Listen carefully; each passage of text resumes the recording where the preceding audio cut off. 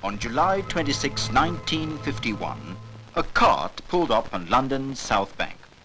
People smiled indulgently as 10 rusty oil drums were rolled off. But the crowd was rendered speechless in utter amazement as music began to emanate from such unlikely instruments. Today, it's difficult to keep track of the number of steel bands growing in England.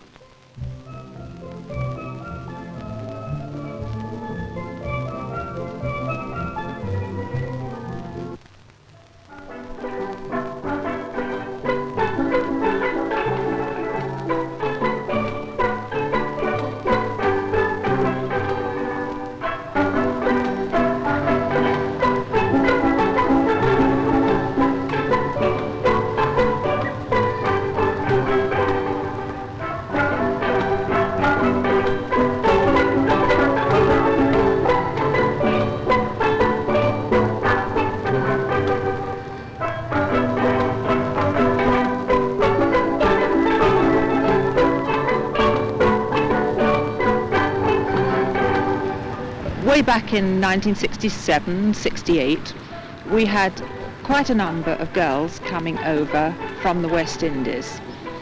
And one day the whole school was playing on the field, which is a privilege.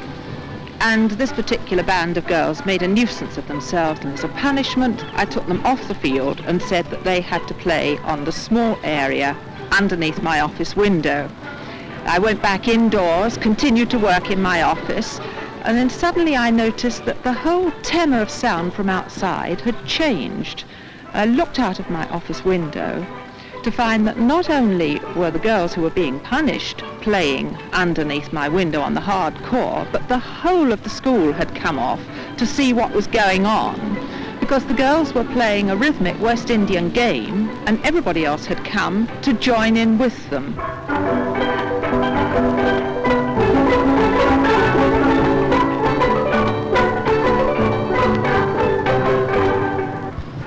Now, of course, seeing this made me realize that there was a whole lot of talent here, untapped, that we weren't using in school. And it was then that I searched around to find how we could use this talent and share the culture that the girls had brought over with them.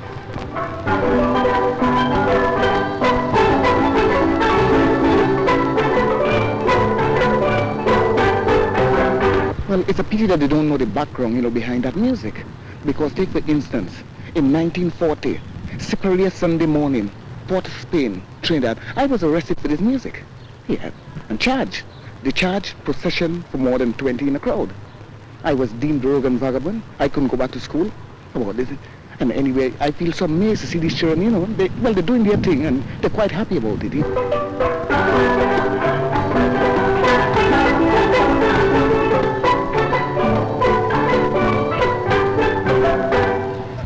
Now, before the steel band came, now we had the bamboo. Now, these is instrument that make strictly from bamboo and a gin bottle. Now, the different instrument what they had during the bamboo era, you had a cutter, a fule, a boom, and a gin bottle. One of those square gin bottles. That used to be the instrument before the steel band came in.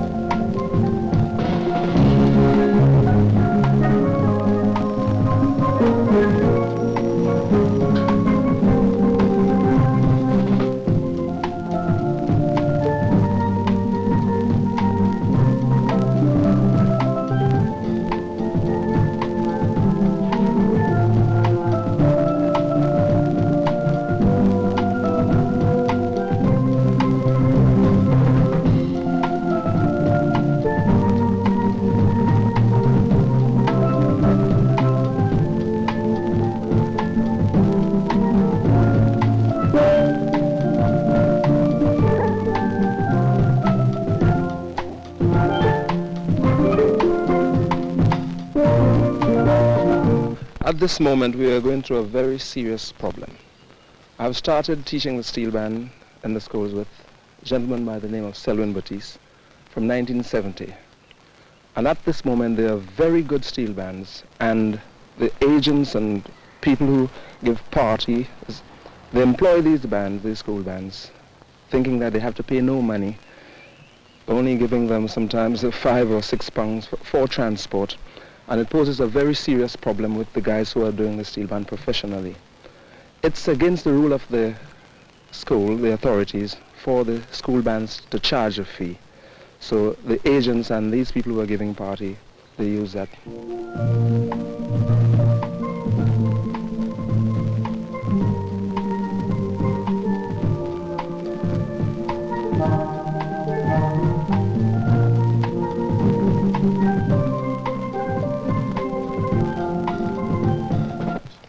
The agents, what they do, they know nothing about steel bands. Most times they have never heard a steel band. They get on the phone all the steel bands, and they get a bargain. They take this cheapest band and send to people, and some of the bands are very bad.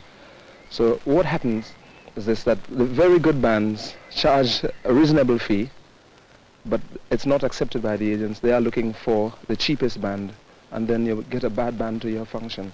So I think the best thing is to employ the bands without going through the agencies.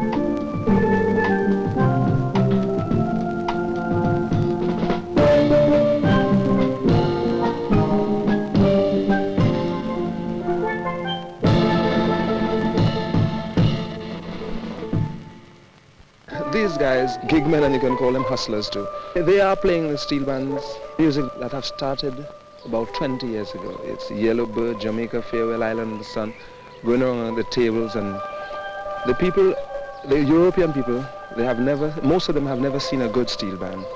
And they think that this is a steel band, going around tables and playing Yellowbird.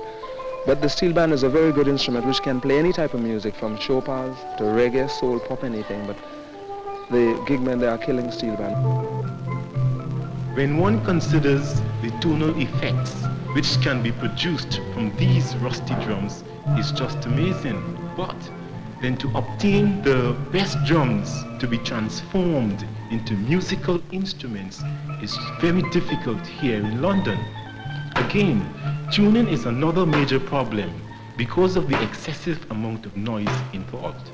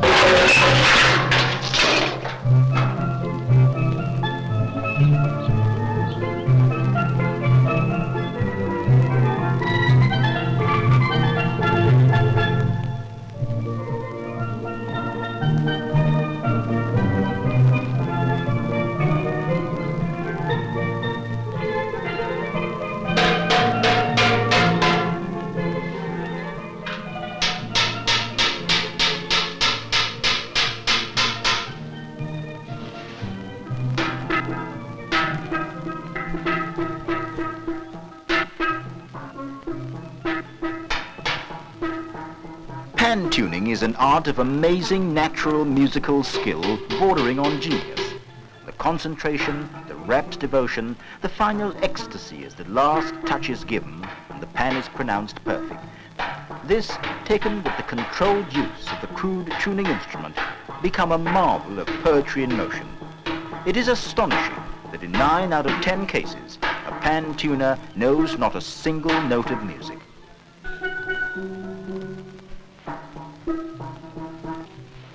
Steel bands have appeared in nearly every major city in the world.